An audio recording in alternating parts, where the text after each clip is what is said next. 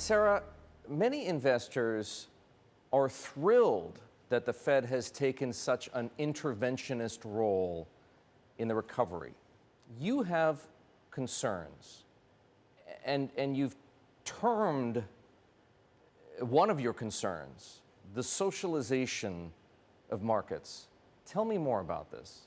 As a populace, we expect our governments, and particularly our central banks, to be there as a bailout mechanism. And perhaps we're taking a cue from Japan, where the Bank of Japan began in 2001, just about the same time that we founded Causeway, roughly 20 years ago, to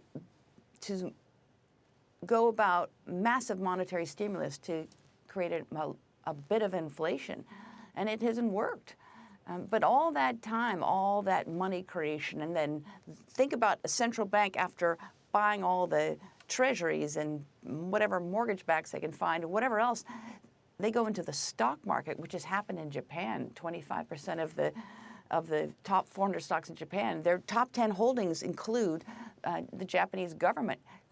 That may sound like an anathema to us in the West. Oh, that'll never happen. But it could.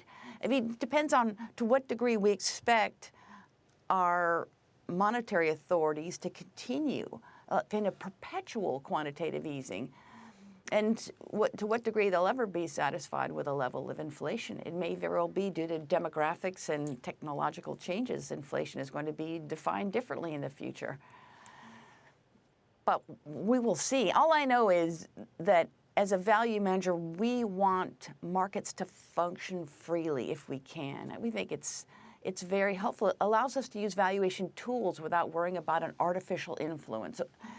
And if investors are willing to take risk because they think that there will always be policy support, then that's a distortion. And distortions make it a little more difficult if you use valuation and what I'd call a large dose of common sense and financial analysis to make decisions. Policy distortions may create a much more favorable environment for momentum investing, which had been dominating markets right through last November. As a value investor, you need cycles, right? We do, and we believe in them. What if this is the end of cycles? I would stake my entire reputation on the fact that cycles are indomitable. They can't be ended. We can try, and what will happen is with this nationalization of risk, with this sort of seemingly endless amount of policy support, all that does is postpone the inevitable, which is more sharp corrections. And perhaps that was some of what we saw in the meltdown in markets last March. Very sharp correction and then a very steep recovery.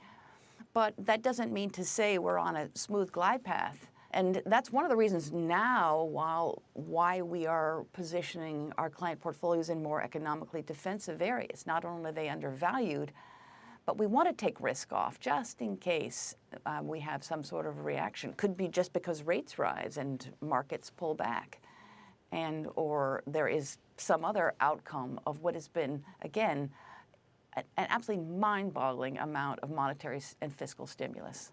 There's a raging debate out there about the risk or not of inflation. What do you think? What do you see?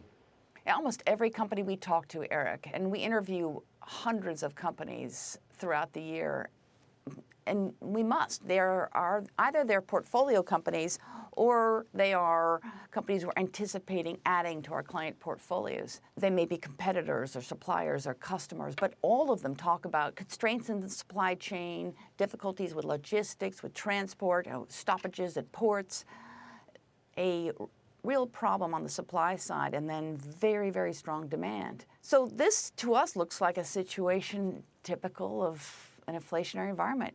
Too much money chasing too few goods.